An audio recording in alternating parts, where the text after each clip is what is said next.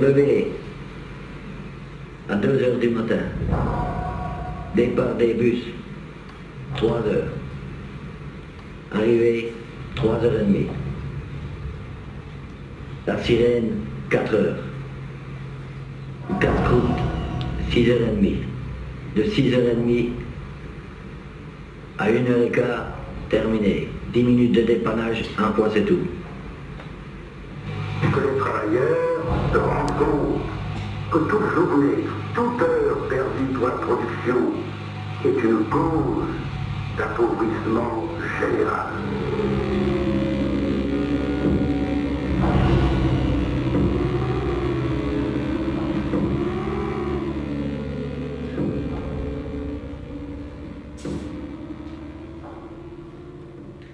Me voici à l'usine, établi. L'embauche a été plus facile que je ne l'avais pensé. Timide et inquiet, j'ai répondu comme les autres. Rien. Aux questions sur les diplômes. Rien. Sur les qualifications ou ce que je sais faire de particulier. Même pas le BEPC.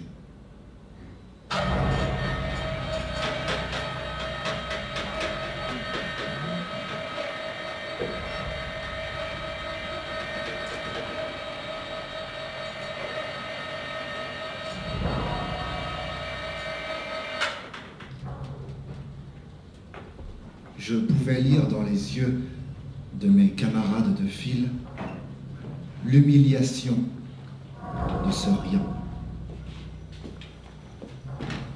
On n'emmène pas large quand on vient commander un petit emploi manuel.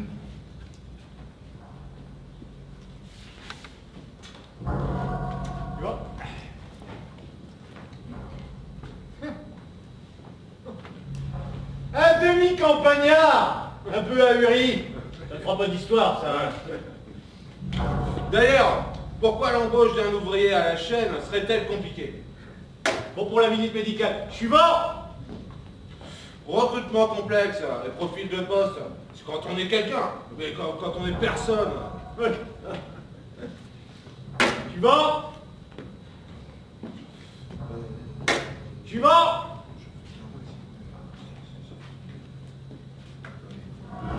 J'ai une piètre mine. Le laminage des convulsions de l'après-mai 68, un été de déchirement, est encore inscrit sur mes traits. En ce début septembre 1968, Citroën dévore de la main-d'œuvre. On travaille dans l'instable. Vite entré, vite sorti. Bon, mets-toi là. Quelques mouvements musculaires. Ouais, radio, pesage. Bon pour le service. Vous êtes affecté à l'usine de Choisy. Présentez-vous lundi matin, 7 heures, à l'agent de secteur.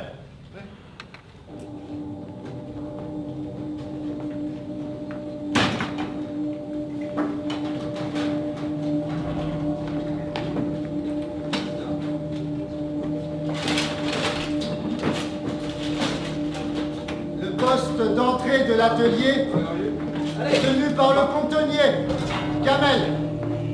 Il fait monter chaque carcasse de la cour, accrochée à un filin. Les cadences infernales dont parlent les trains. Je me représentais la chose à un rythme plus rapide, à un enchaînement saccadé et vif. Les 2 chevaux arrivent sous forme de carrosserie clouée, simple assemblage de bouts de ferraille. Ici, on soude les morceaux.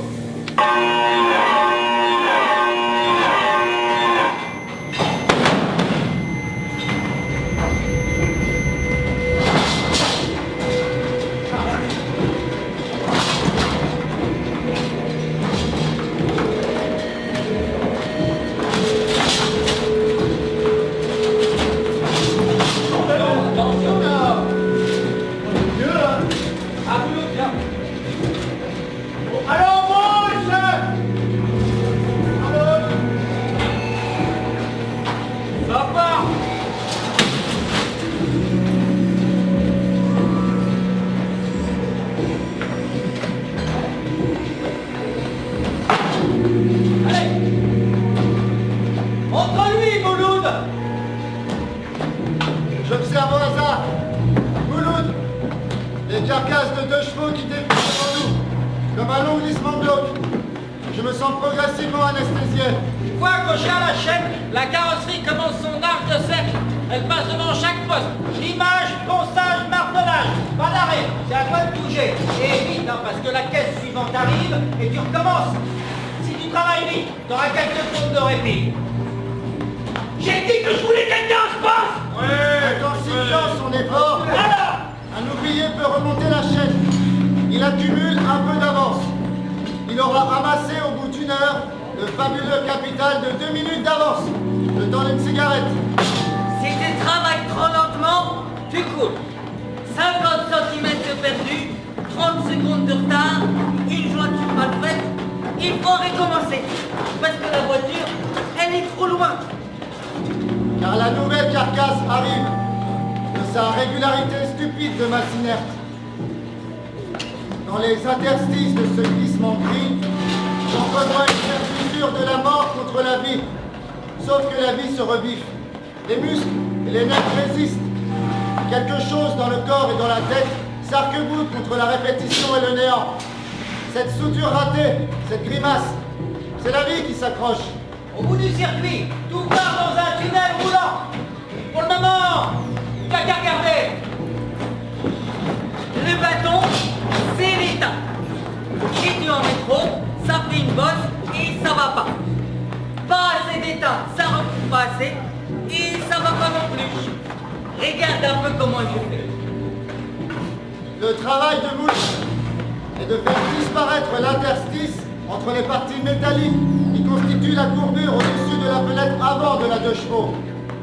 Il prend de la main gauche un bâton d'une matière brillante, de la main droite son chalumeau, coup de flamme, une partie du bâton tombe. Mouloud étend soigneusement cette matière à l'aide d'une palette de bois. La fissure disparaît. Non, ça n'a pas l'air trop difficile. Pourquoi ne me laisse-t-il pas essayer? Il commencera toujours assez tôt. Cantine, 45 minutes.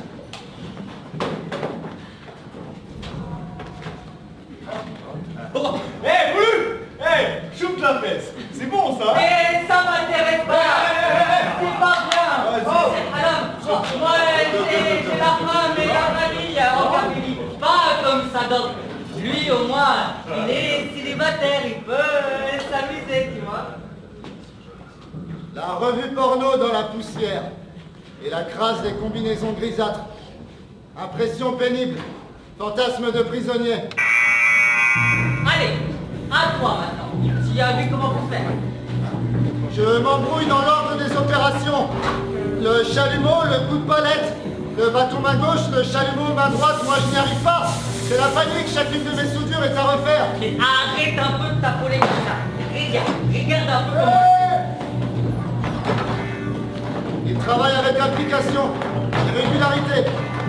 Pas de gestes ni de mots superflus. Pourquoi ses bras et ses doigts savent-ils travailler, et pas les miens?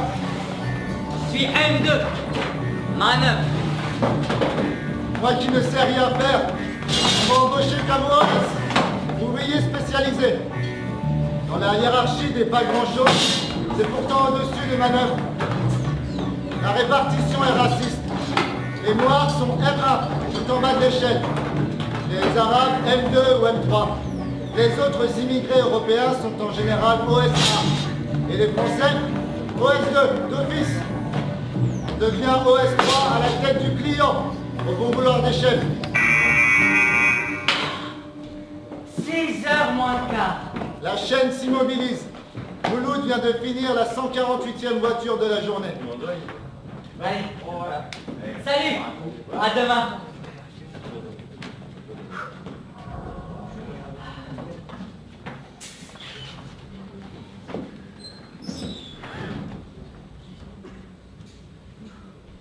Je reste un instant dans l'atelier qui se vide.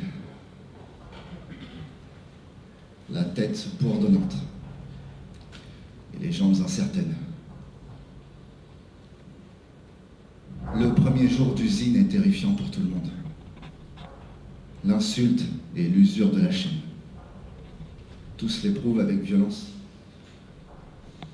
L'ouvrier et le paysan, l'intellectuel et le manuel, l'immigré et le français. Des mois et des années là-dedans?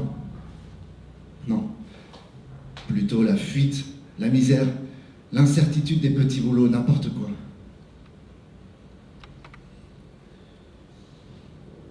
Je n'arrive pas à trouver le sommeil. Dès que je ferme les yeux, je vois défiler la procession sinistre des carrosseries grises de 2 chevaux. La sonnerie du réveil. Déjà 6 heures. Je suis courbattu, aussi épuisé qu'hier soir. Qu'ai-je fait de ma nuit?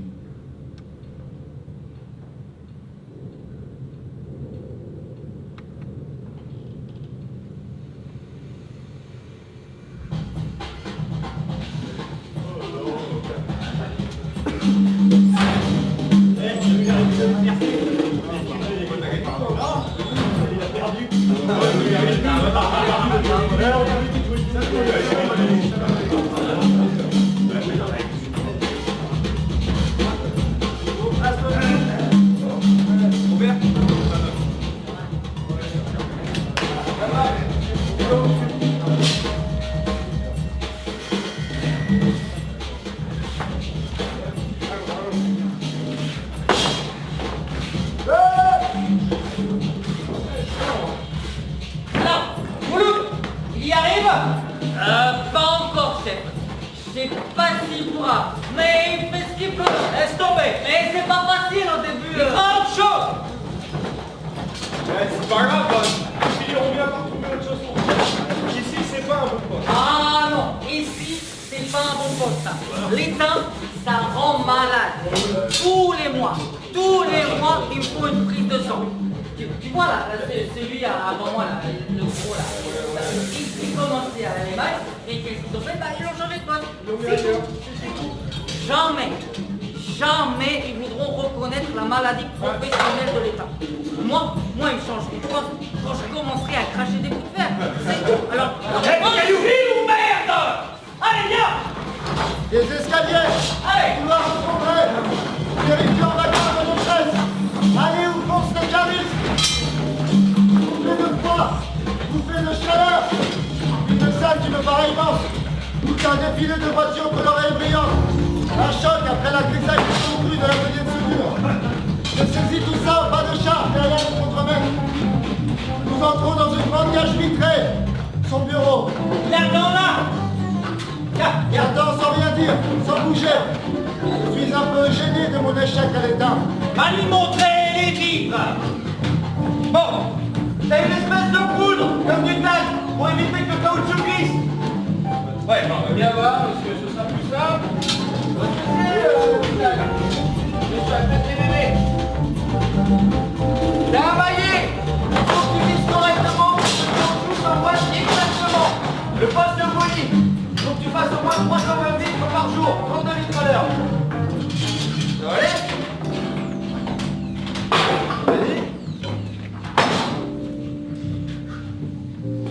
Vas-y. Sur 3 vitres, j'en rate 2.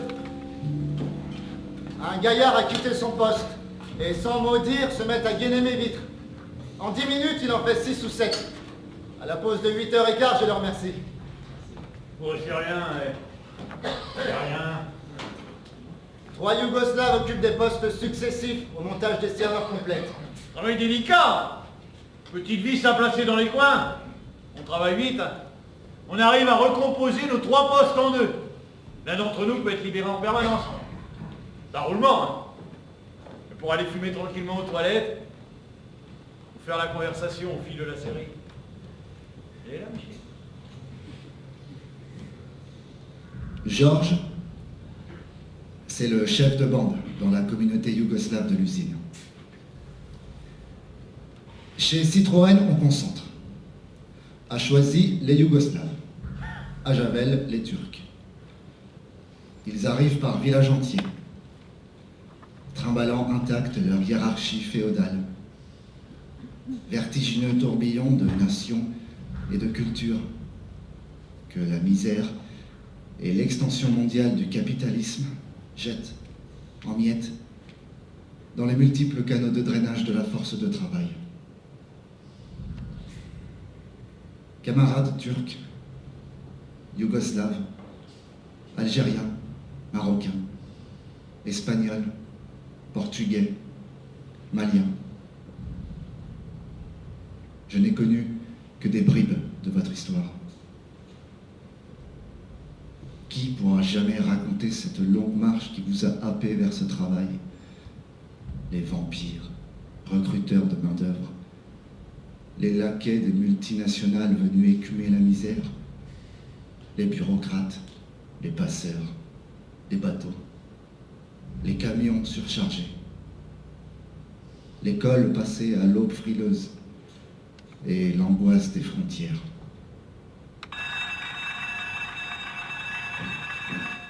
Cantine, 45 minutes. Reprise.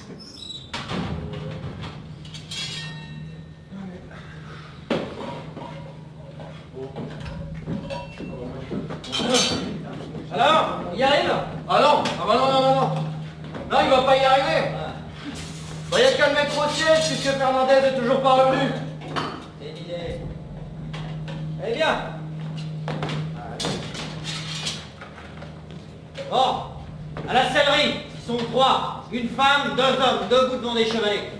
Faire un siège, c'est planter dans la toile 50 crochets. 50 coups de pouce. Faut faire au moins 75 sièges par jour. 3750 coups de pouce. Compris? Allez, au boulot. Vous aussi, au boulot! Je regarde, rêveur, les pouces couverts de bandages des 3 autres, qui opèrent avec une rapidité mécanique. La femme travaille à toute vitesse, en pantoufles. Ne parle à personne. En fin de journée, elle dépasse toujours les 90 sièges. Elle fonce, inaccessible, murée dans son acharnement à produire. Il paraît qu'elle est là depuis longtemps. Comment fait-elle, cette femme machine? Mais si la prod continue comme ça, il va encore relever le boni. Oh non. À cause d'elle, on est à 75. Avant, c'était 67 par jour et on était 5. Maintenant, c'est 75, on est plus de 4. Merde. Breton, maladif et tuberculeux. Il s'appelle Christian. Novembre. Les journées raccourcissent. Nous sortons le soir, il fait nuit. Nous reprenons à l'aube. Bah, il fait nuit. Il faut attendre le samedi pour voir le jour. Merde. Ça va. Je me suis forgé une petite tactique individuelle. Un effort intensif le matin pour commencer, un rythme plus paisible avant le repas et après pour digérer. Bon, encore 2 et je m'accorde une cigarette. Il est froid, hein?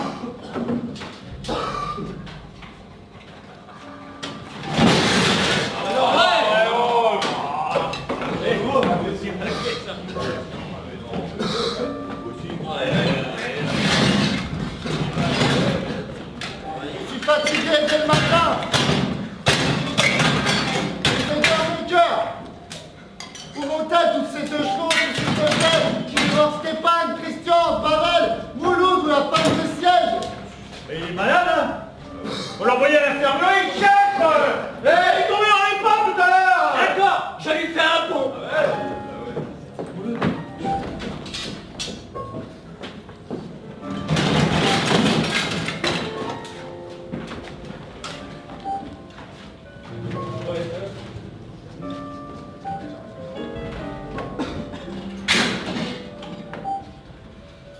Pour moi, c'est fini pour le moment. Je quitte mon poste. Volupté de ne rien faire. Les premières minutes sont grisantes. Le médecin du travail, tout le monde ici le hait. On l'appelle le vétérinaire. Le docteur, c'est un salaud. Il donnerait de l'aspirine à un mort. T'es pas content, la porte est ouverte. Ça va, j'ai rien dit. Comment t'as rien dit? J'ai rien dit du tout, menteur. En vrai, Tous les ouvriers savent que pour les médecins de Citroën, donner moins d'arrêt de travail, ça veut dire toucher plus de primes. Réexpédier FISA les malades à la chaîne, c'est aussi ça, le rendement.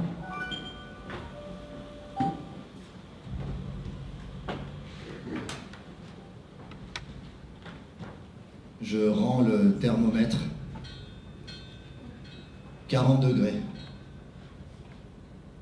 Le fichu médecin me signe 3 jours d'arrêt. Je suis chez moi, au lit. Je songe avec violence à des choses douces.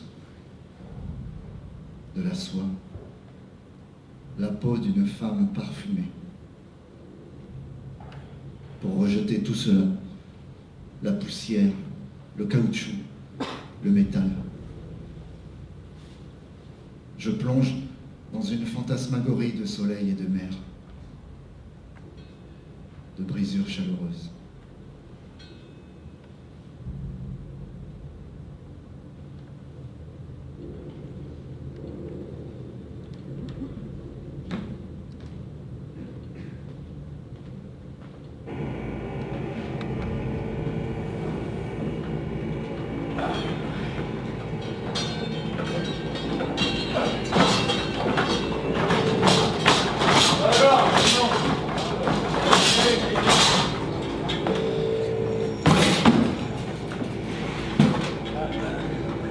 Allez, 5 minutes.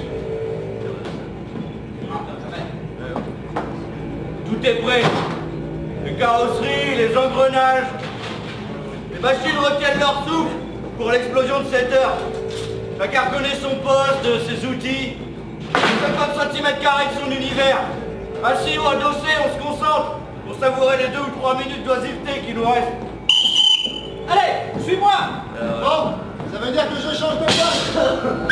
Allez, ça part. Allez, bouge-toi un peu.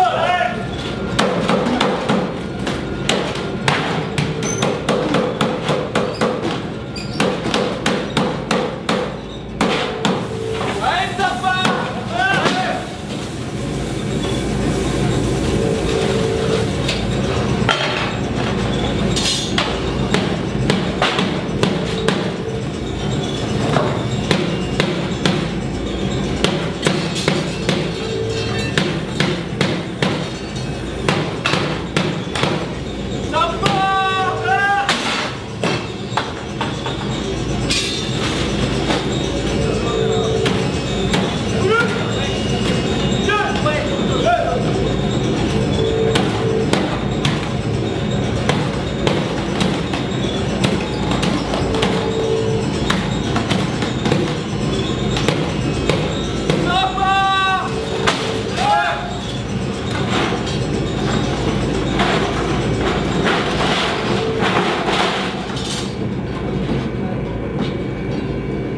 Allez, suis-moi. Bon. Tu vas décharger les balancelles. Ici, c'est le terminus de la chaîne aérienne. Les caisses-peintes des 2 chevaux arrivent directement ici, suspendues à des crochets spéciaux. Tu vois? C'est ça les balancelles. Hein? T'as une craie pour marquer les pièces défectueuses. Celles-là, elles partiront en retouche. Est-ce que t'as compris? Allez.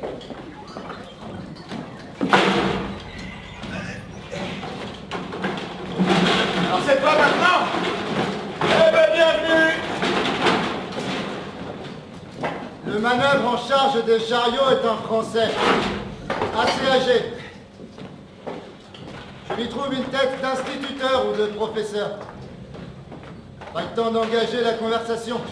Il est déjà filé avec son chargement de capot. Décrochage des balancelles. Nouvelle routine.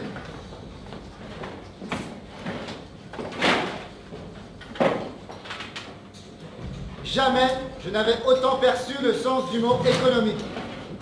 Économie de gestes, de paroles.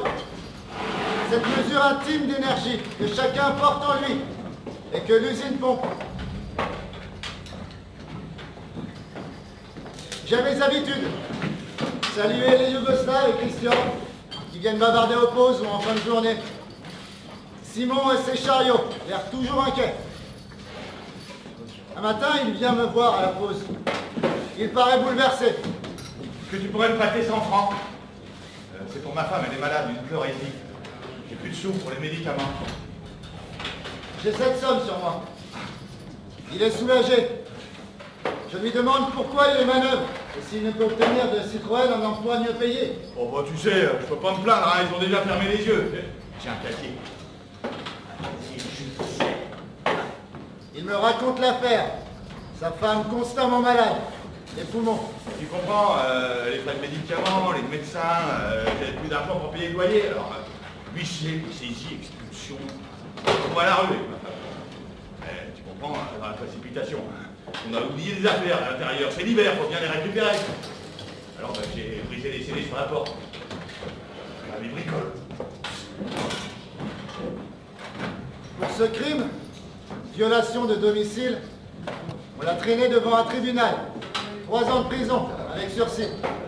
3 ans. Depuis, il trimballe un casier, vit dans une peur permanente, se contentant des emplois les plus mal payés. Il file doux, pourvu qu'on ferme les yeux. Les gardiens font des fouilles fréquentes à la sortie de l'usine. Et là, voilà. Fais voir ton manteau, ouvre ta serviette, ça m'a l'air bien chargé, ça. Eh, jamais on fouillera la voiture d'un cas. Alors qu'on sait très bien qu'ils se servent, hein. Pour eux, l'impunité est assurée. Mais le pauvre type qu'on aura appliqué à sortir un tournevis, mais lui, il est sur être licencié sur le temps. Ah.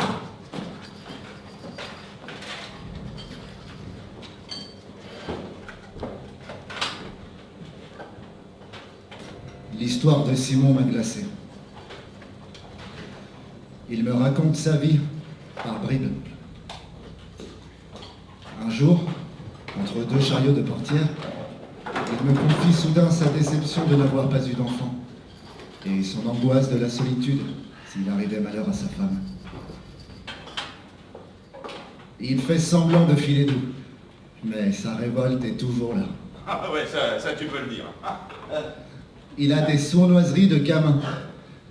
Il s'exalte en me racontant, mai 1968 a choisi.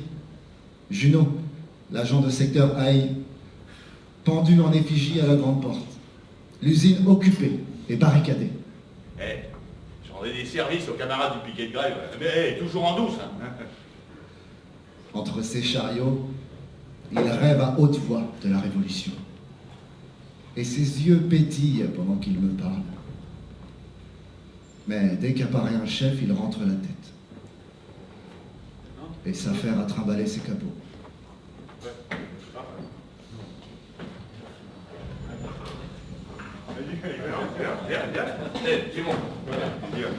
Il y a, autour de la grande chaîne, une vie sociale touffue, qu'exacerbe la présence de nombreuses femmes.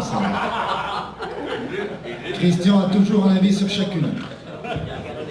Un après-midi, à la pause, les Yougoslaves sont là aussi. Plus loin, une blonde très maquillée est en grande conversation avec Dupré, le chef d'équipe. Ah la salope, elle sort avec les chefs. Mais pourquoi tu dis ça? Oh. C'est pas facile la vie pour une femme seule, hein? C'est les chefs qui profitent, pas elle. C'est con. Toi, t'as raison, c'est le sifflet. Il a raison, t'es un petit con. Quelques jours plus tard, je sors de l'usine avec Christian. Et nous croisons la même femme dans la rue. Elle tient par la main un petit garçon. Elle marche droite, le dévorant du regard, tout à son orgueil de mère. Rien à voir avec la coquette que nous avons vue se mettre bien avec le chef. Tout ce qu'elle fait, c'est pour son gosse. Christian me jette un regard honteux. Plus jamais il n'a fait de réflexion sur les femmes de l'atelier.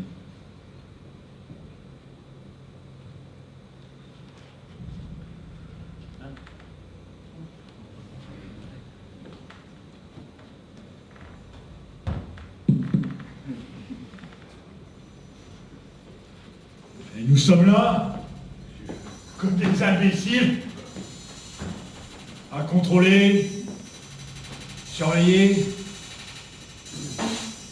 Mais c'est nous qui sommes surveillés par ces surfaces lisses, toujours identiques, et sans parler des chats. Vous voulez voir s'agiter les cols blancs ou les commerciaux, ausculter la matière ou les bases chimiques, se demander si c'est pas trop chaud ou trop froid, pour la bagnole, bien sûr.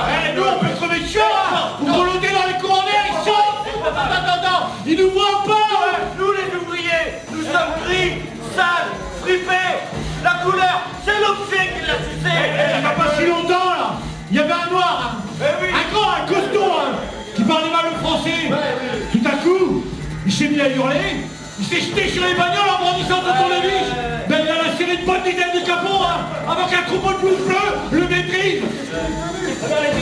Dès qu'il est venu, ils lui ont fait une piqûre et ils l'ont mis dans une ambulance et il a atterri à l'asile, mesquine, à l'asile. À la ville, ils l'ont gardé pendant 3 semaines. Ils l'ont envoyé chez lui en disant pas grave, dépression nerveuse. Alors c'est toi l'a repris. Mais non, au poli, là. J'étais l'ancien pote. Je sais pas ce qu'ils lui ont fait à l'asile, mais il était bizarre. Il parlait plus, là. Il guidait ses câbles sans dire un mot, là. Presque sans bouger, là. Tu vois, là, immobile comme une pierre. Et un jour, on l'a plus vu. Je sais pas ce qu'il est devenu.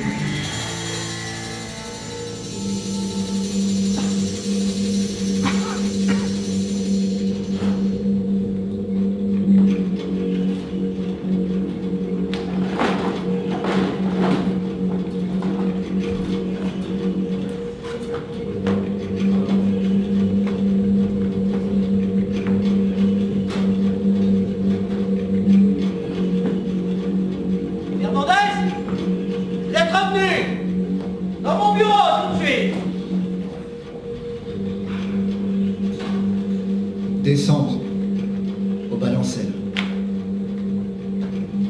Qu'ai-je fait d'autre en 4 mois que des 2 chevaux? Je ne suis pas rentré chez Citroën pour fabriquer des voitures, mais pour faire du travail d'organisation dans la classe ouvrière, pour contribuer à la résistance, aux luttes, à la révolution. Dans nos débats d'étudiants, je me suis toujours opposé à ceux qui concevaient l'établissement comme une expérience de réforme individuelle. Pour moi, l'embauche d'intellectuels n'a de sens que politique. L'usine est immense. 1200 personnes. On peut pas connaître tout le monde. Chacun ici est un cas. Chacun son histoire. Chacun rumine sa tactique et tâtonne à sa manière, à la recherche d'une issue. Qui peut imaginer qu'il fera une carrière d'OS? On rêve de rentrer chez soi et d'ouvrir un petit commerce. Beaucoup s'acharnent au tiercé. D'autres font des coups au dehors, et puis il y a des trafics. Et bien sûr, le travail au noir du samedi et dimanche. Après la semaine de chaîne, tu peux y laisser ta peau. Christian, le breton tuberculeux, est toujours à la sellerie. Exaspéré par le déroulement stupide des jours. 9h15 de coups de pouce, caoutchouc, siège. Par-dessus le marché, il se débat dans un sac de nœuds avec sa petite amie. La famille voit d'un mauvais œil que la fille fréquente un ouvrier. J'habite un foyer Citroën. Une discipline de caserne, on n'a pas d'endroit où se voir. Maintenant, ils ont trouvé une petite chambre de bonne. Et Christian nous raconte ses week-ends. Comme on n'a pas d'argent, on reste au lit toute la journée à tricoter. Sûrement, si l'occasion se présente, Christian fera quelque chose. Je lui ai parlé de la Chine, du Vietnam. Pas mal ton bouquin. Et tout de suite, il a changé de sujet. Sadoc m'invite souvent à la shop, le café d'à côté. Presque toujours, il reste silencieux devant sa bière. Il sourit, content d'avoir un peu de compagnie. Des bribes d'indications qu'il me donne, je comprends qu'il n'a pas de racines, même en Algérie. Tu sais, la guerre, elle a tout rasé, hein. Personne qui m'écrit, il n'y a plus rien pour moi là-bas. Un jour, il est venu me voir très ennuyé. Son logeur l'avait mis à la porte. Il ne savait pas où dormir.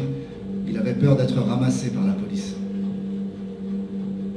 l'ai hébergé, le temps qu'il retrouve une place dans un foyer. La peur fait partie de l'usine. Elle a le visage de tout cet appareil de répression qui nous entoure. Gardien, chef d'équipe, contremaître, l'agent de secteur aussi. Le nôtre, Junot, est un ancien militaire à la retraite. Quand on nous appelle au bureau, on a toujours un petit pincement au cœur. Et pourtant, la peur, c'est bien plus encore que cela. L'encadrement officiel de Citroën n'est que la fraction émergée du système de flicage de la boîte. Mais la peur soigne de l'usine. C'est la dictature des tout-puissants par la toute-puissance des objets. Quand tout marche tout seul, et que le vacarme cumulé se répercute en permanence dans nos têtes, nous nous souvenons que nous sommes des hommes plus fragiles que les machines. J'ai pris ma carte de la CGT.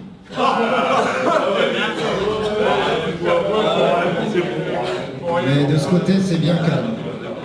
La section syndicale gère le comité d'établissement.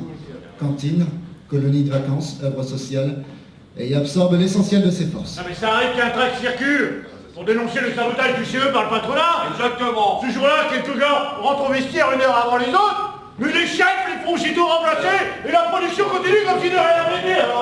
Pour la plupart des ouvriers, le syndicat fait partie des institutions de l'usine. Au début du mois de janvier, je suis allé à la réunion annuelle de reprise des cartes. Il y avait 15 personnes. 15 personnes autour d'un apéritif. N'importe quoi.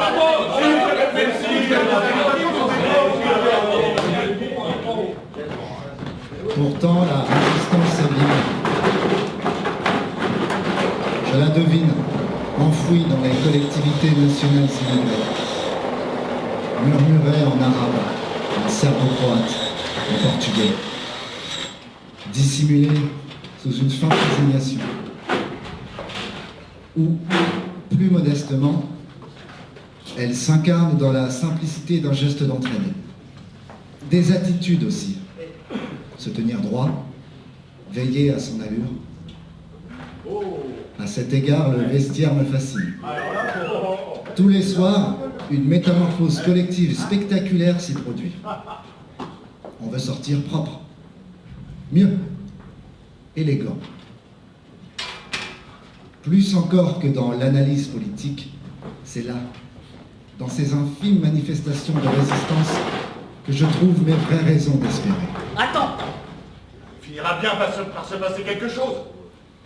Et ce quelque chose se produisit enfin.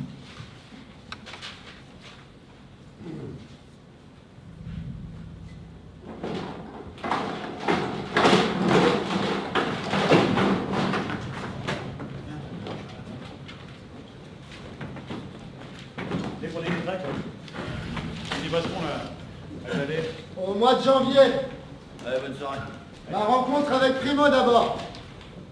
Puis une provocation de Citroën en forme de note de service. Je fais la connaissance de Primo à l'occasion d'une distribution de tracts avec Georges. Il fait encore nuit. Les ouvriers qui entrent prennent le tract et le glissent dans leur poche sans s'arrêter. Seul un ouvrier, droit dans son manteau, fait halte. Ouais. C'est vrai ce qu'ils disent là-dedans. On va quand même pas se laisser taper dessus par ces salauds sans jamais rien faire, hein? Bravo, camarade. Vous n'avez pas peur, c'est bien. Il nous serre la main, comme s'il s'était agi de la signature d'un traité.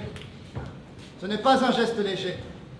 Depuis quelque temps, les hommes de la CFT provoquent régulièrement des bagarres et essaient de terroriser les ouvriers qui prennent les tracts. À Javel, il y a déjà eu des blessés sérieux. Manifester sa solidarité comme vient de le faire le petit homme en manteau, c'est courageux. Allez, il faut que j'y aille. Salut les gars et tenez bon.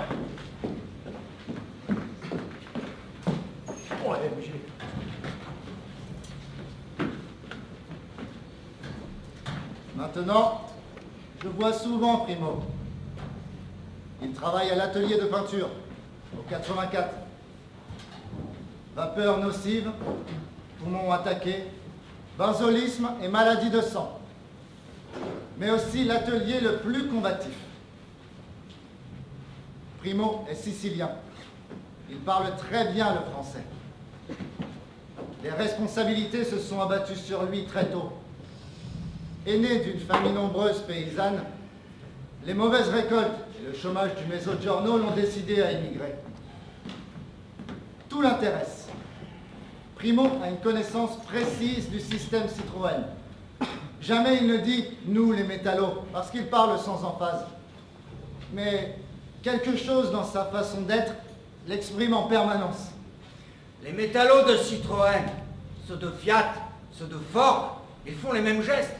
Ils sont pris dans les mêmes engrenages. Primo ne s'empêtre pas d'abstraction. Le sort a fait de lui un ouvrier Citroën, et c'est ici que ça se passe. Syndiqué de base, il n'a d'autre responsabilité que l'idée qu'il se fait de la dignité d'ouvrier. Vers le 15 janvier, une brève note de la direction affichée dans tous les ateliers nous avertit que dans un mois, la récupération reprendra. Récupération. Mot amer. Retour de bâton de 1968. Pendant les grèves de mi-juin, les ouvriers avaient obtenu quelques avances. Nous, on l'avait pris comme un paiement des jours de grève. Mais Citroën ne l'entendait pas comme ça. À compter du lundi 17 février 1969, l'horaire de travail sera porté à 10 heures. Alors, la fin de journée étant fixée à 17h45. L'embauche est fixée à 7 heures et la durée du repas du midi à 45 minutes. Alors, la moitié des 45 minutes de travail supplémentaires par jour sera retenue à titre de remboursement des avances consenties au personnel au mois de mai et juin 1968. On lit comme s'il y avait une clause secrète. C'est pourtant pas difficile à comprendre, merde! On va travailler à nouveau 10 heures par jour parce que ça les arrange. Et là-dessus, 20 minutes gratos. Ah, ça vous plaît pas? La porte est ouverte. Trumeau, ulcéré, avait aussitôt couru voir le délégué auquel il faisait le plus confiance, Klassmann, pour lui demander comment la CGT avait l'intention de réagir.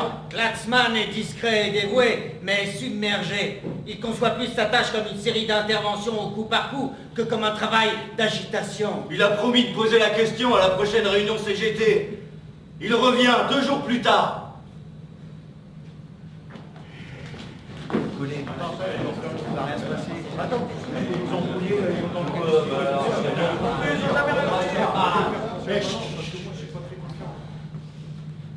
Je vais revoir assez. Après consultation des bureaux CGT des autres usines Citroën, il est apparu que le rapport de force ne permet pas d'engager une intervention.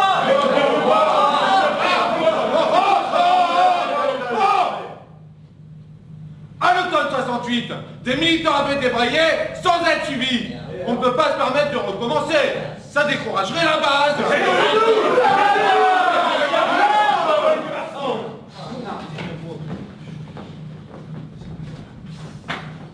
Ça va pas? Non, je suis furieux de revenir à 10 heures par jour. Je retrouve Primo au bistrot.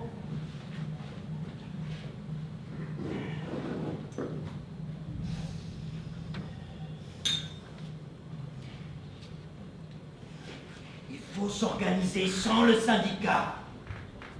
Le jour venu, il faut faire grève. Je suis d'accord. Je me chargerai avec l'aide des camarades de l'extérieur de tirer et de diffuser les tracts. Et puis j'explique à Primo ma situation personnelle, le fait que je sois établi. Il n'est pas surpris. Ça peut aider les ouvriers à voir plus large. Et ça peut ramener les étudiants révolutionnaires un peu plus sur terre. Tu vois, toi aussi, il y a des enfants de bourgeois pour choisir l'autre corps. On fait un compte rapide de tous ceux que nous pourrons contacter. Reste à fixer une date de réunion. Vendredi, c'est bien, on termine plus tôt. Préparez la réunion. Je m'y mets aussitôt, profitant des pauses de la cantine, du vestiaire, au café souvent. Par la même occasion, j'entreprends d'expliquer mon établissement à tous ceux que je pense connaître suffisamment. Si nous devons agir ensemble, le dissimuler serait malhonnête. J'en ai parlé à Sadoc. Je lui ai dit que j'avais fini mes études pour être professeur. Alors, tu pourrais vraiment être professeur ou travailler dans les bureaux. Oui. Mais tu es fou, j'ai complètement marboule, toi. Il a fait des études Les Yougoslaves, eux, enregistrent sans faire le moindre commentaire, comme la plupart des autres. Ah ouais. Et vous êtes beaucoup comme ça là? Mais pourquoi on en parlerait plus que ça À l'extérieur, ça paraît spectaculaire. Les journaux en font tout un plat. Ici, ce n'est pas grand-chose. Ouais. Les bourgeois s'imaginent toujours avoir le monopole des itinéraires personnels. Ils ont le monopole de la parole publique, c'est tout. Les autres vivent leur histoire avec intensité, mais en silence. Merde.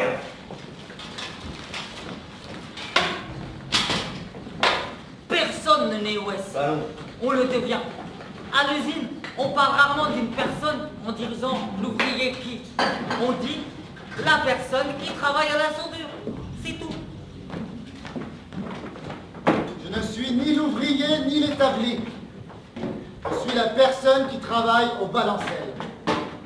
La seule vraie différence avec mes camarades, c'est que moi, je pourrais toujours reprendre mon statut d'intellectuel.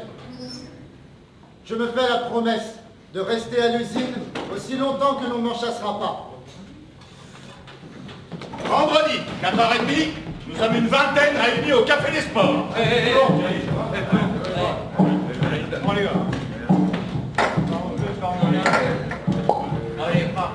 Georges et 5 autres Yougoslaves sont là. Simon est là aussi. Sadok est arrivé en retard. Mouloud n'est pas là. Il m'a dit qu'il ne viendrait pas, mais qu'il était d'accord avec nous. Peut-être plus tard. La réunion est brève. Bon, organisez le refus de la récupération par la grève. Et débrayez tous les jours à 17h, à partir du 17 février.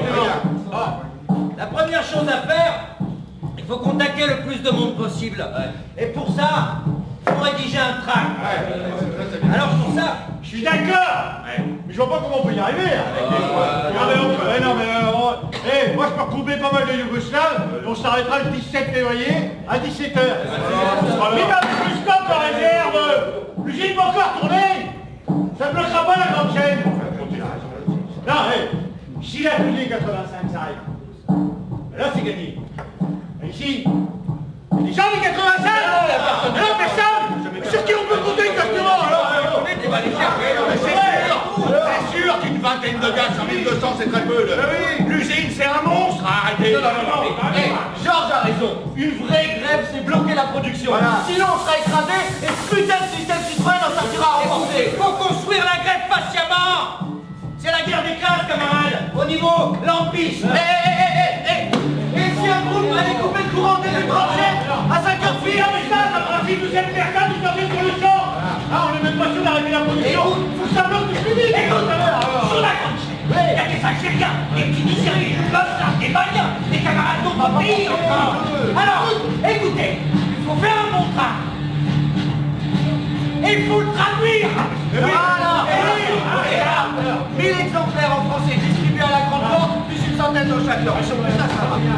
Bon, maintenant, rédigez le texte. Pourquoi nous refusons la récupération? La pratique des journées de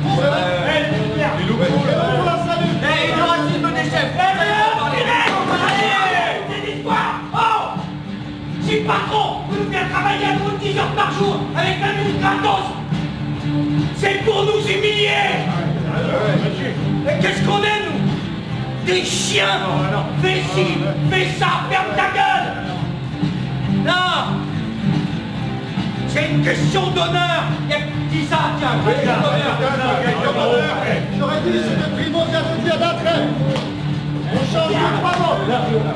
Tout le monde approuve? Il faut mettre une signature.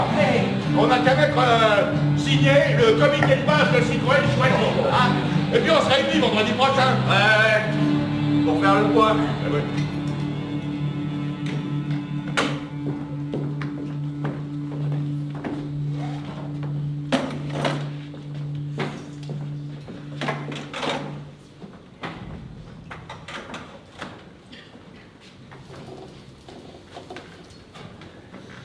Il fait très froid.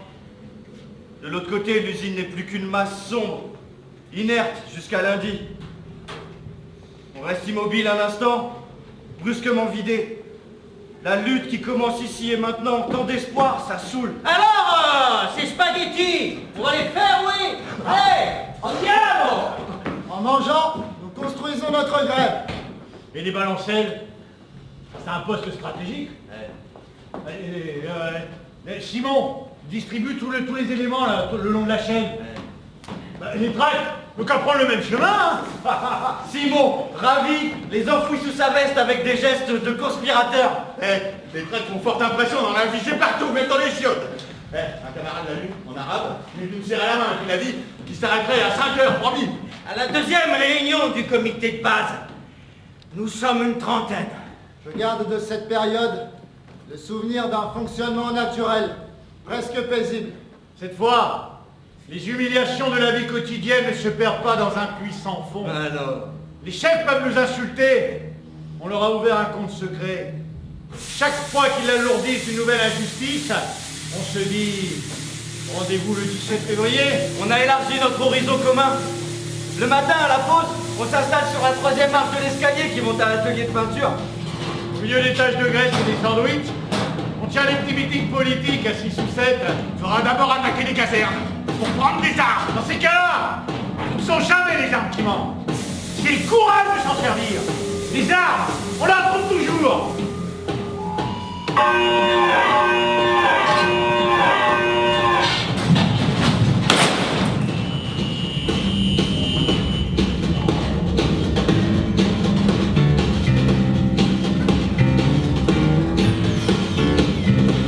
Est-ce que ça va marcher? Je suis en sueur et ce n'est pas la fatigue. À cet instant précis, les frapper dans leur l'idée de la assurance. défaite est insupportable. Juno, On Juno, a Juno, unanimité. Ne On a passe pas mis tout de sur suite à les l'intimidation. toutes les grèves, sur les visages. Comment savoir? Peut-être qu'il fallait faire des actions à la porte des foyers. Des réunions Ça y est, J'arrête les balancelles et j'enlève mes gants, lentement, pour faire voir autour de moi que je débraye. Simon s'est mobilisé aussi. Le vacarme, il me semble que ça diminue. Georges dépose ses outils. Stéphane et Pavel remballent. J'écoute la grande chaîne. Oui, elle fait de moins en moins de bruit. Encore quelques coups de vrille, de marteau isolé et le silence. Il est 5h01. L'atelier de la grande chaîne est arrêté. Mais tout n'est pas joué. Quelques dizaines d'ouvriers ont quitté leur poste, mais la plupart sont restés sur place. Le travail pleut, ils attendent la décision.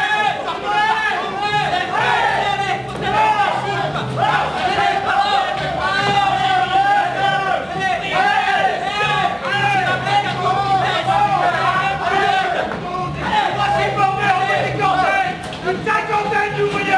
On s'en va la conseil, le poste campagne, et on trouve avec les camarades de l'écolier. Et la révolution.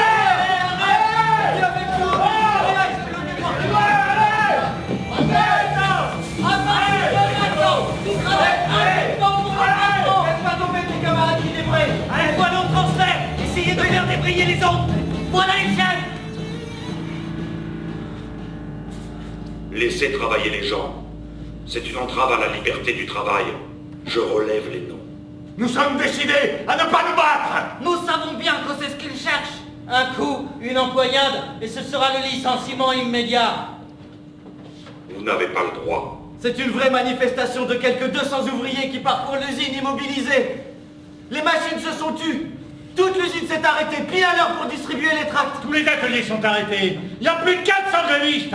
Pas une voiture n'est sortie. Après 5 heures. Maintenant, il faut tenir. Nous rédigeons un tract. Le nombre de grévistes. Un nouvel appel à la grève. À nouveau, les traductions, la Ronéo. Tout est prêt. Tard dans la nuit.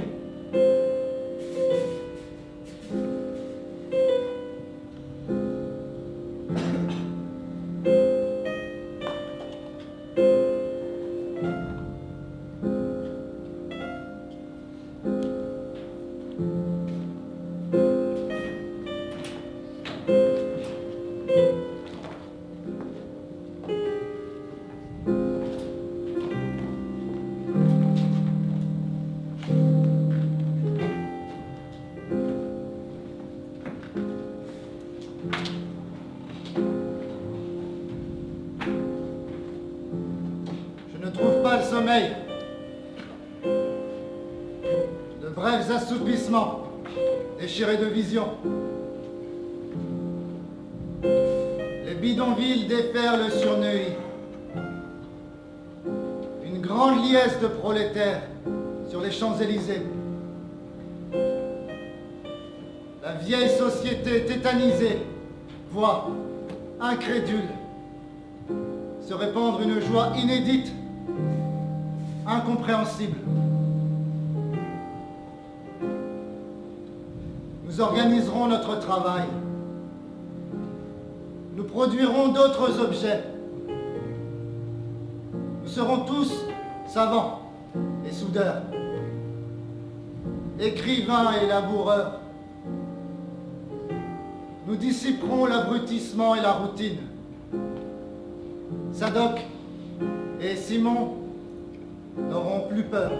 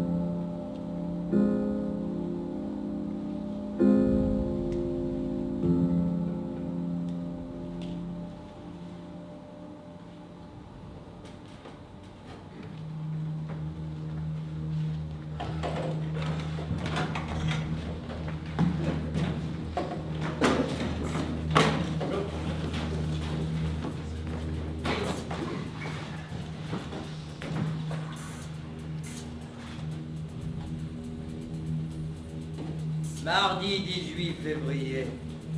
L'usine est conçue pour produire des objets et broyer des hommes. Ce mardi matin, à la première heure, la machine anti-grève de Citroën s'est mise en marche. Hier, les chefs nous ont fait le coup du mépris. Aujourd'hui, sans plan tactique, ils sont présents. L'usine entière résonne de leur coup de gueule. Gravier va parler au gardien. Il va vers la pointeuse et revient avec une liasse de fiches. Et chacun se demande, est-ce que c'est ma fiche qu'il a en ce moment sous les yeux?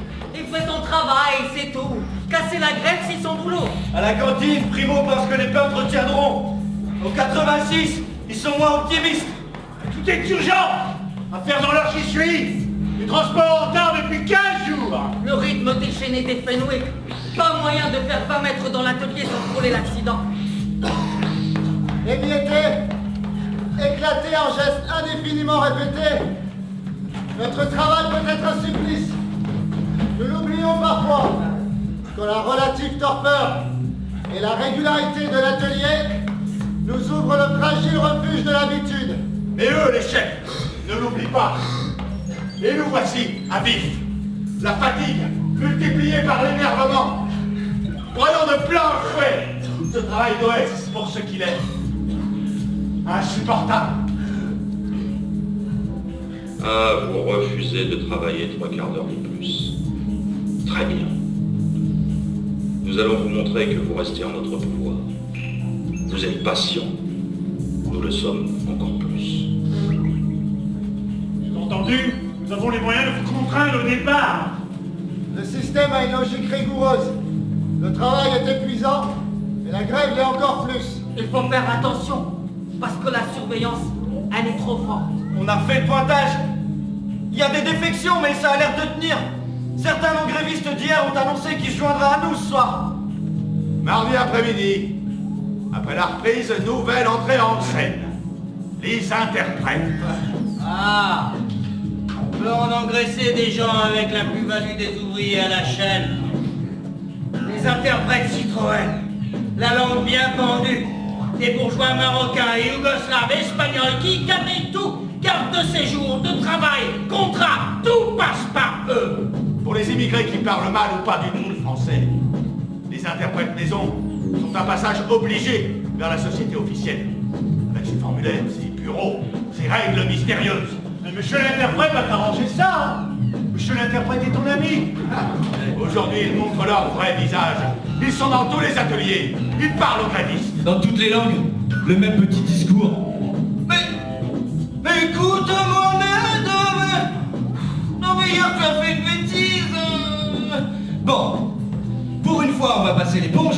Mais si tu recommences, tu vas avoir de gros pépins. Plus la peine de venir me voir pour un papier ou quoi que ce soit. Ah non, ah non, non, non, non, non, non, non, non, non, non. Si tu débrayes à 5 heures, je te connais plus. Terrible menace. Sans interprète, certains se retrouveraient dans la nuit. Tout le monde sait que ça existe. Chantage, menace, routine. C'est comme ça qu'on fabrique des voitures. En écrasant la matière humaine. Bientôt 5 heures. À l'approche de l'échéance, la tension se fait plus dure. Et puis ça va très vite. 5 heures, départ vers les vestiaires, immobilisation des chaînes. En quelques instants, l'atelier s'est vidé d'un tiers. Les restants peuvent pas reprendre. Trop de trous à combler. De nouveau, le café des sports. Faire le point. Tous, nous avons ressenti la différence de ce débrayage en silence. Hier, c'était l'explosion de joie, mais aujourd'hui, la gréviste a quitté son poste sans un mot. Les visages très graves. Mais toute la journée, on s'est senti épié, hein. On a dû se réfugier aux chiottes pour discuter. Alors. 300 grévistes, 100 de moins que la veille. Mais ça va, après De tout le quoi monde ça va? À part choisi, il se passe rien dans les usines Citroën de la région parisienne. Eh, on est isolés. La CGT a distribué son tract contre la récupération la semaine dernière. Depuis, on les a pas vus. Non mais faut faire un tract pour les agents de maîtrise. Mais non, Mais pour les appeler à pas briser la grève. Tous ces types sont dans la CFT. Voilà. Mais c'est eux les prisonniers de grève officielle. Eh, on s'adressera à l'ensemble des cadres, aux chefs d'équipe. On leur dira, votre travail ne devrait pas être un travail d'intimidation. Pour vous aussi, c'est une question de dignité. Et le droit de grève existe. Rédaction laborieuse. La soirée a été longue. On ne trouve plus nos mots. Et déjà le matin brusque, devant l'usine, 6h45, nous distribuons nos tracts. Ça arrive d'un coup. 4 types, ils se foutaient de camp. Les ouvriers veulent travailler. C'est du chèque. Tu mets de la réalité. Vous n'êtes pas des ouvriers. Vous êtes des flics à la tête du patron. Dans la journée, Junot repart à l'attaque. Commence alors un drôle de manège comme l'intrigue. Un régleur va relever le malien des châssis et l'envoie au bureau. Le malien entre dans la cage vitrée. Je le vois ressortir au bout de 2 ou 3 minutes comme assommé et regagner sa place. Ensuite, le régleur va relever un portugais. Le gars fait une drôle de tête en sortant. Et puis c'est au tour de Stéphane. Un autre gars, un autre encore. C'est la convocation individuelle des grévistes. À tous, Junot a tenu le même discours. Quitter son poste à 5 heures du soir, c'est illégal. C'est une rupture du contrat de travail. Savez-vous ce que ça veut dire au moins en français, contrat de travail, contrat de travail? On n'est pas dans un pays de sauvages. Ici, il y a des lois. Dans des cas pareils, la direction a le droit de licencier sans préavis. Et à ceux qui sont logés en foyer Citroën, il est rappelé que c'est une bonté à laquelle la direction a le droit de mettre un terme immédiat. La France vous accueille, mais il faut respecter les lois.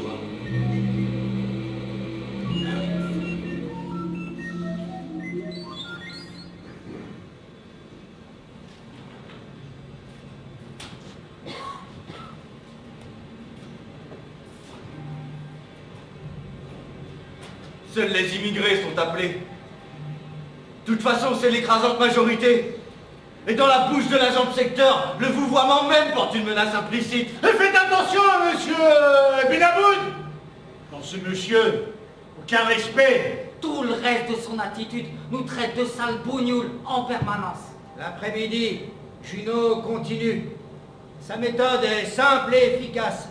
Il faut que chaque gréviste se sente individuellement repéré. Quand commence à l'approche de 5 heures les dernières minutes d'attente, il est impossible de savoir ce qui se passera. Et s'il y avait un sursaut général, encore plus de grévistes que le premier jour. 5 heures, les contremaîtres à nouveau postés près des portes, menaçants. Le débrayage. L'atelier se vide en partie, assez pour arrêter la chaîne, un peu moins massif qu'hier. On fait les comptes. Ils nous ont raboté 50 camarades. La semaine est presque finie. Tenir bon. Nous insistons sur l'illégalité des menaces de Junot. Nous glissons comme des somnambules vers l'aube du jeudi. Le visage creusé de Christian m'effraie. Repose-toi, on s'occupera de la distribution. Jeudi matin, Georges arrive sans s'être rasé. Et il me semble que le manteau de Primo est froissé. Impensable. Cette semaine qui dure depuis toujours, quand finira-t-elle? Demain, c'est vendredi. Sortie à 16h15 pour tout le monde. La direction ne fait pas récupérer ce jour-là. Vendredi 21 février. Nous nous souvenons de l'exécution par les nazis du groupe Manoukian. Ouvriers, immigrés, résistants. Ceux de la fiche rouge. Indomptables. Abattus le 21 février 1944. Je suis content que ce 21 février ne nous trouve pas dans la défaite. Samedi, dormir. Dimanche, nouvelle réunion. De l'avis général, il paraît impossible de bloquer la grande chaîne une semaine de plus. Mais bon sang, nous voulons continuer. Question d'honneur. Le soir même, nous rendons visite aux grévistes que nous connaissons. Et par groupe de 2, une tournée des foyers. Quand on nous laisse entrer. Lundi, malgré les efforts de la veille, malgré la distribution de matin, le nombre de grévistes chute de moitié. La direction comble les trous sur la grande chaîne et assure, grâce à des fumiers de régleurs, la production jusqu'à la fin de la journée. Mardi, 25 février, 7h-5. Je marche d'un pas rapide vers les balancelles. Sous ma veste, le paquet de tracts que je donnerai dans quelques instants à Simon. Mon poste, gravier m'y attend.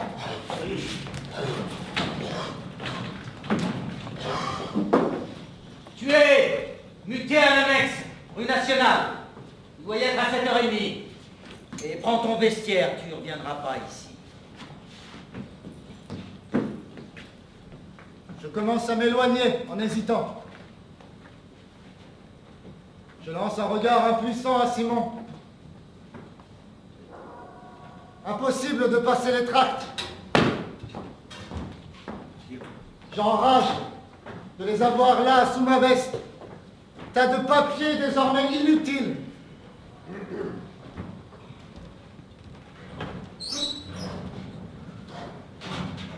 Vestiaire. À la porte de l'usine, je montre mon bon de sortie au gardien. Il me fait signe de dégager, d'une main molle. Un bref trajet. Le dépôt de pièces détachées Pampa. Administrativement rattaché à Citroën choisi, croupi dans un vieil entrepôt. Ici, 11 personnes, dont un chef d'équipe et un vieux gardien à moitié sourd. Pendant que je me hâtais ce matin, mon cas avait déjà été réglé là-haut dans les bureaux et je ne le savais pas. Pratique courante de reléguer les gêneurs ou les militants syndicalistes trop encombrants. Le patronat est le seul maître de l'organisation du travail. Si la direction décide que vous êtes indispensable à la surveillance d'un KGB à un bon kilomètre de l'atelier où vous étiez implanté, vous n'avez qu'à obtempérer ou dégager. Ça, je le savais. Mais c'est un choc quand même. Tout me manque. Les allers-retours de Simon poussant ses chariots, les petits gestes d'amitié des Yougoslaves, les emportements de Christian, l'accent de Mouloud, les petits meetings de la 3e marche. Tout.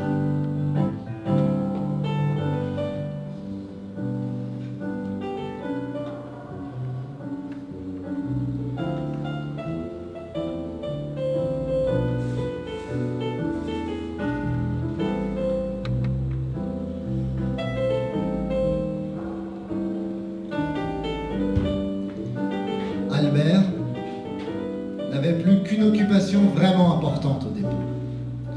Compter les jours qui le séparaient de la retraite. Il rêvait à haute voix d'un avenir idyllique, de pavillons de banlieue, de géranium et de matins silencieux. Il passait son temps à me démontrer avec force calcul l'opération ingénieuse de cumul de congés payés et de gratifications exceptionnelles qui allait lui permettre de partir à la retraite à 64 ans et 6 mois seulement. En 33 ans chez Citroën, jamais un arrêt maladie. Plus que 2 mois à faire. Je vois le bout. Son autre sujet d'enthousiasme était la réussite sociale du fiston, devenu agent de police. Et tu comprends, il touche jamais rien de ses mains. Il travaille en gants blancs. Tout me séparait d'Albert. Et pourtant, j'avais l'impression de le comprendre. Quelques mois plus tard, après tout ça, je rencontre par hasard quelqu'un qui travaille au dépôt. Et le vieil Albert, il a pris sa retraite? T'es pas au courant? Oui, il est parti à la retraite. Et un mois après, il est mort. Crise cardiaque.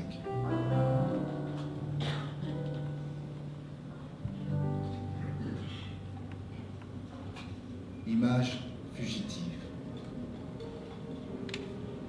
Un vieil oiseau qui a toujours vécu en cage. Le corps d'Albert avait été programmé pour 65 ans de vie par tous ceux qui l'avaient utilisé. 33 ans dans la machine Citroën. A choisi, les nouvelles étaient mauvaises. D'abord, elle a poursuivi l'aménage de la grève, le démantèlement du comité de base. Simon, Mouloud, Sadok et une partie des Maliens ont décidé d'abandonner à la fin de la 2e semaine et de se plier aux horaires. Ah bah la grève, proprement dite en tant qu'action collective, était terminée. Ceux qui ont persisté ne faisaient que tenir un engagement vis-à-vis d'eux-mêmes. Et Primo, tu t'es juré de pas plier. Hein. Ah oui. Pareil pour toi, moi, Pavé, Steven et quelques autres. Oui, sauf que brusquement, au début du mois de mars, la direction a déclenché une persécution sévère des ouvriers les plus actifs de l'ex-comité de base. Tombèrent successivement Christian, Georges, Stéphane, Pavel et même Primo. Non. Mais c'était plus dur, hein. Une laminage, changement de poste à répétition. Puis un jour, ils lui ont envoyé un gars de la CFT qui l'a traité de... salarital paresseux. Et bilan, un coup de poing et un licenciement immédiat. Citroën a même engagé des poursuites, hein, pour coups et blessures. Peu après, il avait trouvé à s'embaucher dans une entreprise d'instruments de précision, Place d'Italie. Une petite boîte, 20 ouvriers. Nous prîmes l'habitude de nous rencontrer tous les vendredis dans une brasserie du coin. Il arrivait, ponctuel, règle dans son manteau noir.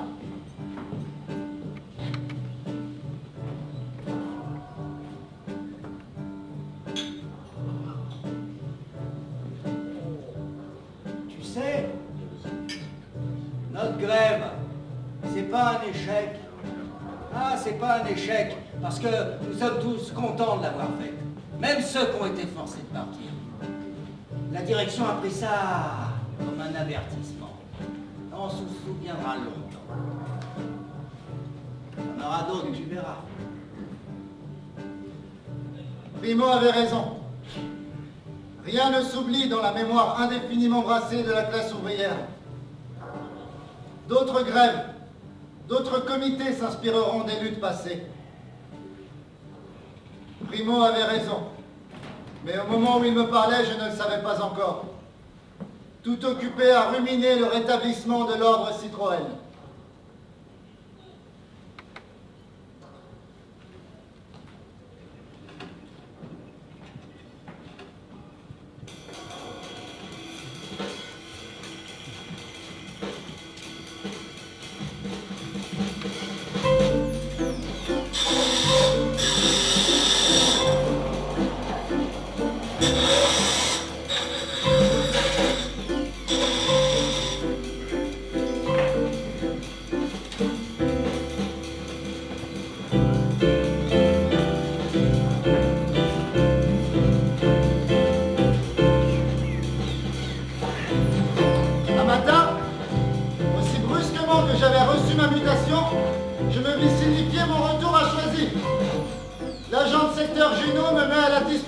Du contremaître Gravier, qui me met sous les ordres du régleur d'Anglois.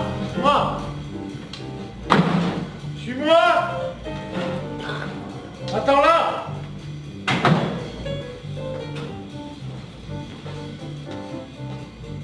Non mais mets-toi là. Je suis affecté au transport des caisses dans la cour de l'usine. En fait, je remplace à moi tout seul un tronçon de chaîne. Mon nouveau poste s'intercale entre l'emboutissage et la soudure. Bon, à l'arrivée, tu entasses les chariots, débarrassés de leur chargement. On les ramène à leur point de départ 5 par 5. 30 fois 5 chariots de départ au retour. Compris? Après la casse du comité de base, l'exil, maintenant les travaux forcés. Allez plus vite, hein! Dépêche-toi! Les gants! Il n'y en a pas! De toute façon, il est là pour en chier. Quant au contremaître Gravier, il s'amuse à venir me chronométrer. Alors? Vous en êtes où? Ça va pas, mon vieux, là, hein? Allez, du nez! Du nez! Il s'est mis à me vouvoyer depuis qu'il sait que je suis universitaire et non ouvrier. Citroën met donc le paquet pour me faire prendre mon compte.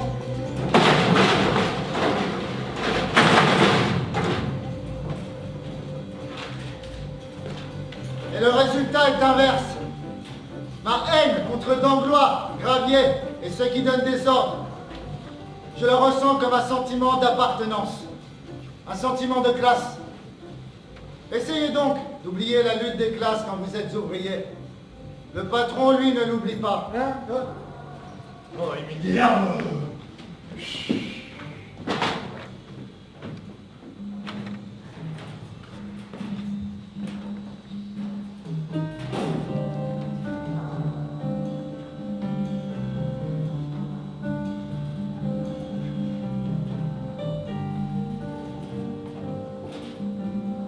Je n'ai connu Ali qu'un seul jour. Une bouffée d'air du grand large. La vision soudaine de masse tellement plus lointaine. Et la découverte de quelque chose de fraternel. Ce matin-là, dès mon arrivée, Langlois m'emmène dans un vaste bâtiment à l'extrémité de la cour. Un homme est là, debout. Il te passera des caisses à chaque fois qu'il y aura un trou dans la production. Vite!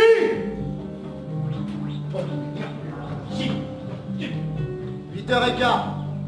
Pause de 10 minutes. Je m'appelle Ali. Je suis fils de marabout. Mon père est marabout. C'est un homme religieux, un homme très important. J'ai beaucoup étudié l'arabe. Tu sais que ce sont les Arabes qui ont inventé les mathématiques. Ils ont inventé beaucoup de choses, tu sais. Ému, je commence une réponse un peu solennelle. Cherchant mes mots pour dire que j'ai un grand respect pour la culture arabe. Et d'un coup, il me semble que je nous vois de loin, seuls, dans ce bâtiment vaste et vide. Nos cultures lointaines, nous qui sommes maintenant si proches. Vous attendez quoi, les deux, là? Allez au boulot! Vous dire quelle langue? Il me traite mal parce que je sors à 5 heures. Ali faisait donc partie de la poignée d'irréductibles qui s'obstinaient à refuser la récupération. Il avait dû lire notre tract dans sa version arabe et avait pris sa décision sans consulter personne. Tout à coup, Ali se met à me parler de sa vie. Village très pauvre au sud du Maroc, famille nombreuse, frères et sœurs morts en bas âge, l'occupation française. Un souvenir, surtout, me revient en force.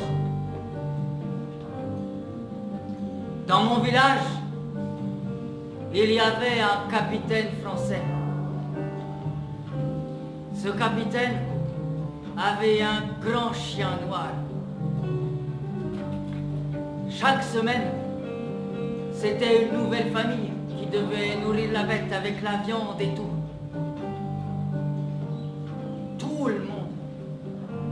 Tout le monde avait peur de la semaine du chien noir. Quand il fallait nourrir la bête, il ne restait plus rien pour personne. Nous, les enfants, on avait faim toute la semaine. Ses yeux se brouillent. Je ne sais pas quoi dire. Notre conversation reprend, avec des moments de communication et d'autres d'étrangeté. Ah, non, merci. Non, merci. Je mange pas de vol, c'est juif. Comment ça, c'est juif? Juif, c'est un peuple, c'est une religion. Non, juif, c'est pour dire c'est pas bien. Hein? Mais il y a une langue juive. Une langue juive? Mais non, non. Si, l'hébreu. Mais non. Et écrire juif, c'est écrire l'arabe à l'envers. C'est la même chose, mais dans l'autre sens. Écoute, je sais ce que je dis, je suis juif moi-même. Ah non. Toi, tu peux pas être juif. Toi, tu es bien. Juif, ça veut dire c'est pas bien. C'est mal pour toi.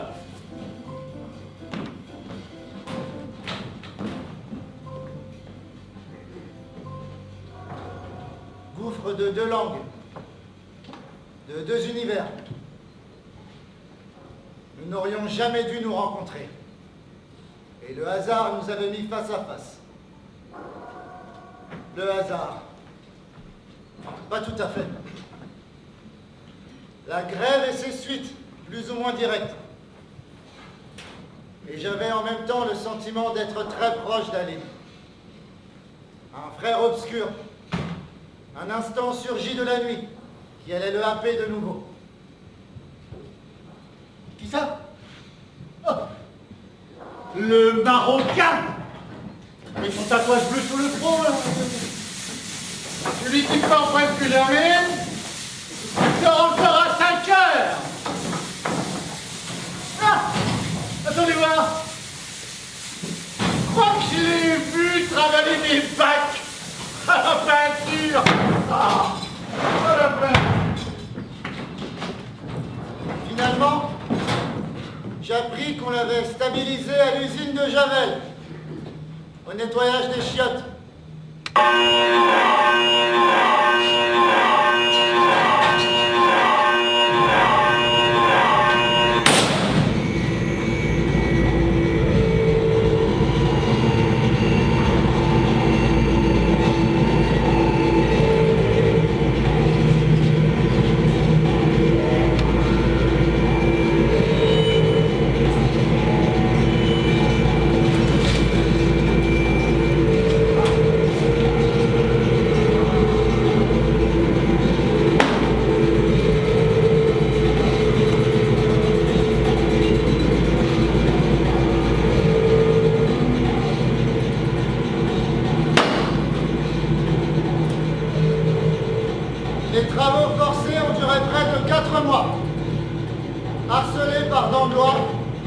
épisodiquement nargué par Gravier, j'étais convaincu qu'ils me laisseraient là jusqu'à la fermeture du mois d'août.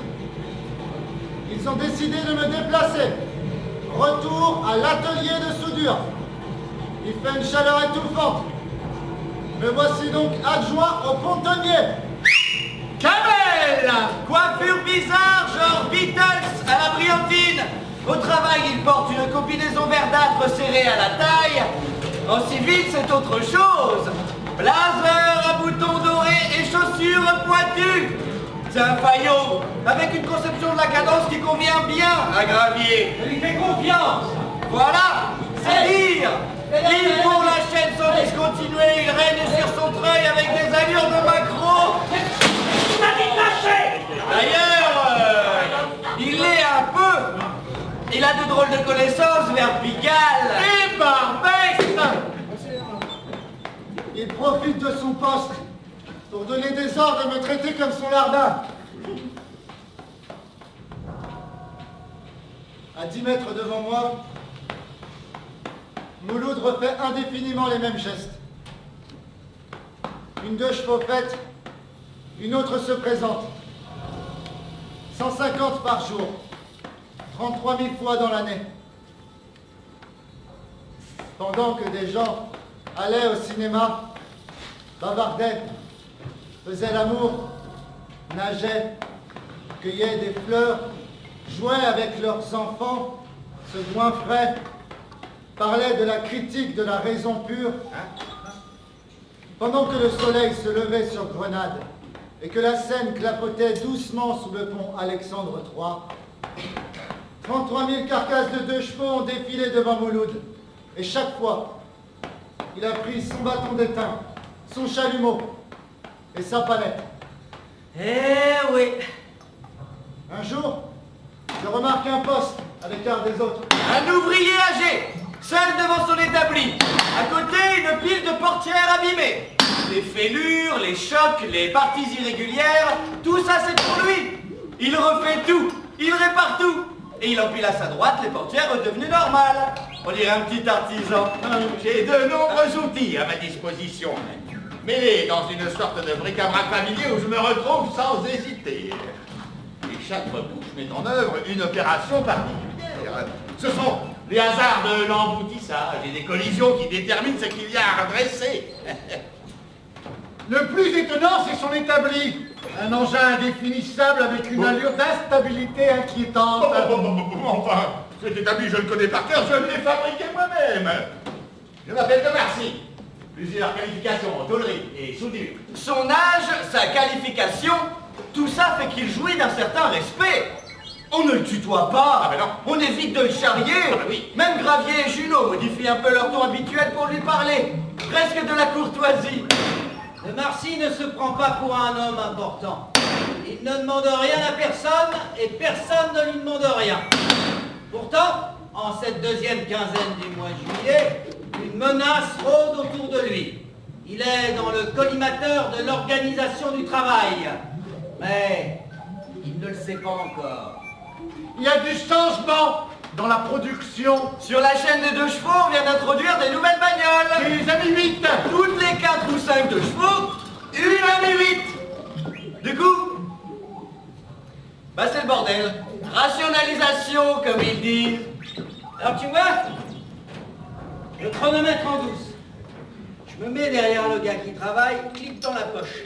Le gars fait ses mouvements habituels, claque à la fin de l'opération. Ni vu ni connu, on met tout ça en fiche. On vous le décompose et on vous recompose à un dixième de seconde près. Et un beau jour, on vient vous changer le body par surprise. Eh oui, ils ont fait les calculs. Voici vos nouveaux temps, mon vieux. Ah, j'y suis pour rien, moi. Hein. Je me tire vite fait. Rationalisation. Et pourquoi maintenant? Ah mais c'est le bon moment. Dans 15 jours, c'est les vacances. Trop tard pour déclencher une grève. Les émigrés n'ont qu'une seule chose en tête. Les congés au pays. La cohue dans les agences de voyage. L'usine est fiévreuse. Ceux qui ne pourront pas partir parce qu'ils n'ont pas le sou ou personne à retrouver là-bas errent comme des âmes mortes, indifférents à tout. blessés par cette agitation qui les exclut involontairement. Pour ceux qui partent, la tête est déjà là-bas, avec les parents, la famille, les enfants et les amis. La tête là-bas. Ici, seulement le corps à disposition. Mais ça nous suffit à Citroën.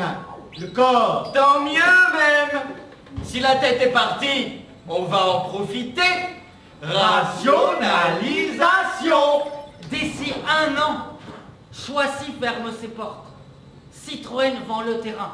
Il rase tout. Il y aura des immeubles. Ah bah, au prix du mètre carré à Paris, belle opération. Hein.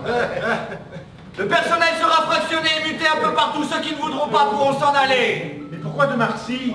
Jamais de pépin sur son poste, les portières affichées impeccables, alors... Poste R82. Allez. Remplacement établi. Installer un modèle F675 à inclinaison variable. Mardi 22 juillet, 8h15. 2 types débarquent avec un gros treuil et descendent d'un engin de fonte massif non sans mal à l'emplacement de Marcy. Un cube noir surmonté d'un plan incliné pour poser la portière, 2 écrous sur le côté pour caler, et c'est tout. Oh bah, alors, mais qu'est-ce que c'est que ça? Alors ça... La chaîne redémarre. Il va bien falloir que le vieux essaye de suivre. Sinon, c'est la catastrophe. Le rythme des Marcy est cassé. Plus moyen de procéder comme avant. L'atelier chauffe dur. On sauve l'outil. Pour de Marcy, ça ne s'arrange pas. Il est tout juste à flot. Qu'il loupe une ou 2 portières, et il coulera. On s'arrache à la somnolence. On reprend les outils.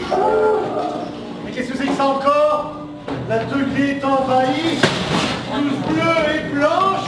Combinaison de rigueur. Complet, veston, cravate. Il marche d'un pas décidé sur un front de 5 mètres.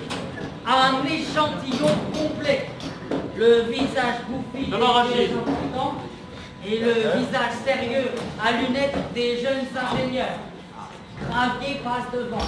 Bonjour, monsieur le directeur. Alors, les chiffres, bien soyez sûr. précis, soyez bref. Je comprends vite, mais en même temps, c'est beaucoup d'argent. Et dans un mouvement d'ensemble, il se transporte vers des Marcy. Il s'agglutine. Alors, ça c'est un modèle F675, inclinaison variable. Profil de poste, ration... Parfois, il désigne des Marcy en train de travailler.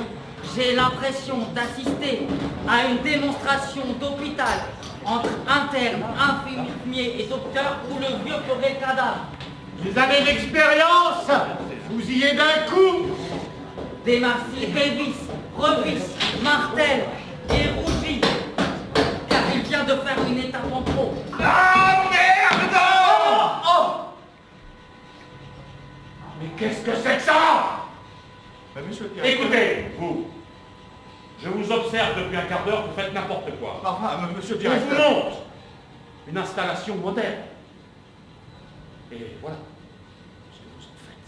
Enfin, reprenez-vous de Marcy. Hein? On se demande parfois comment ils obtiennent leur CAP. Oh, Oh allez. Non mais c'est vrai. Venez. Venez par nous. Vous avez compris la belle. À la service. Venez. Venez. Suivez-moi. Allez.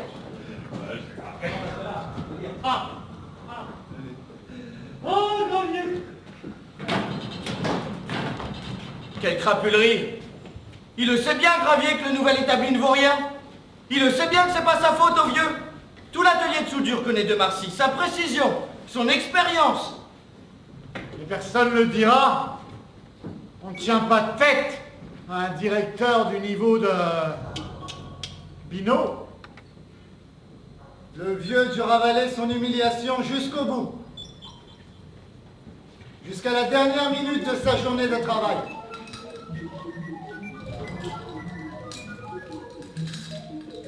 Quelques jours plus tard,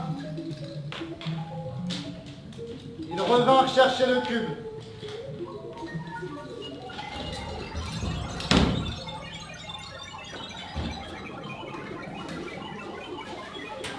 Et remirent en place le vieil instrument du vieux. De Marcy reprit ses retouches sur son établi comme avant. Mais il y avait à présent dans ses yeux une sorte de frayeur. Parfois même il loupait une portière. Peu après, il tomba malade.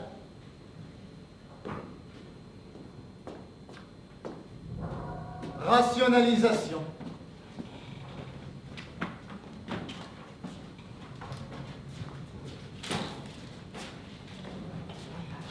Mouloud et Mohamed sont venus me voir.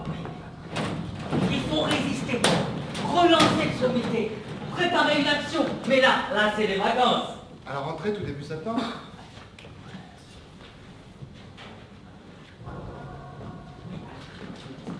Je suis d'accord. Début septembre, on remet ça. Les réunions, les tracts dans toutes les langues, affichés aux chiottes, circulant sur les chaînes, sous le manteau, avec tous ceux qu'on connaît. Sadoc, Christian, Mouloud, Georges, les Espagnols, les Maliens et Simon, au Café des Sports. Mercredi 30 juillet 1969. Encore quelques minutes et on arrête pour un mois. On me convoque au bureau central, de l'autre côté de l'avenue de Choisy. Je suis licencié, avec préavis.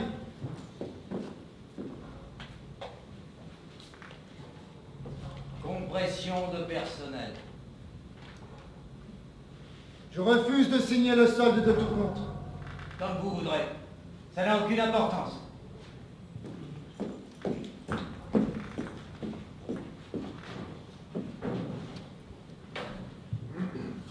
Rien à faire sur le plan légal. La direction a respecté les formes. Ils ont bien joué, les salauds. J'aurais préféré un licenciement plus épique. Je repars dire au revoir aux camarades de l'atelier. Trop tard. L'usine est fermée. Tout le monde est sorti.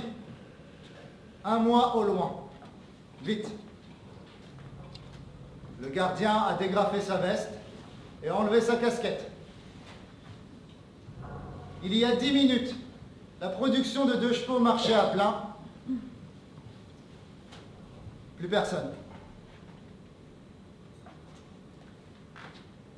Je regarde l'usine.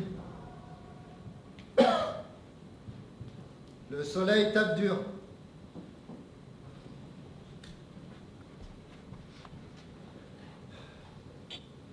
Des filles passent en robe légère. Je vais vers le Café des Sports, à pas lents.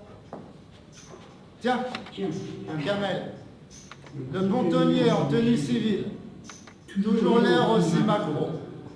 Blazer, pantalon à pattes d'éléphant, incroyable cravate multicolore. Il se dandine en me voyant arriver. On dirait qu'il m'attend. Qu'est-ce qu'il veut, Kamel? Je n'ai pas trop envie de lui parler. Il y en a tant d'autres que je voudrais retrouver en ce moment, et il faut que ce soit justement Kamel qui m'attende. Aucun ami à qui me confier.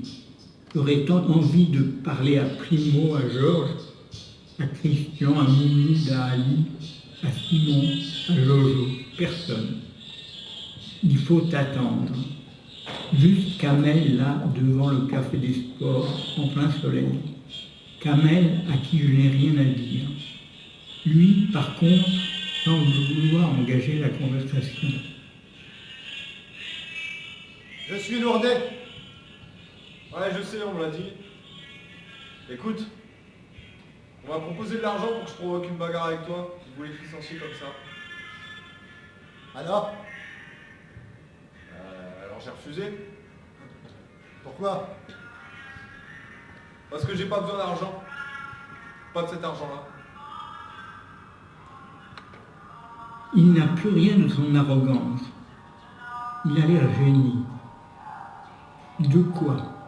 Qu'on ait pensé à lui pour ce sale boulot? De me le dire? Brusquement, il prend congé, il disparaît derrière le coin de la rue. Je suis sûr qu'il a dit vrai. Je me doute même que c'est Don Juan qui a fait la commission. Je pense. Kamel aussi, c'est la classe ouvrière.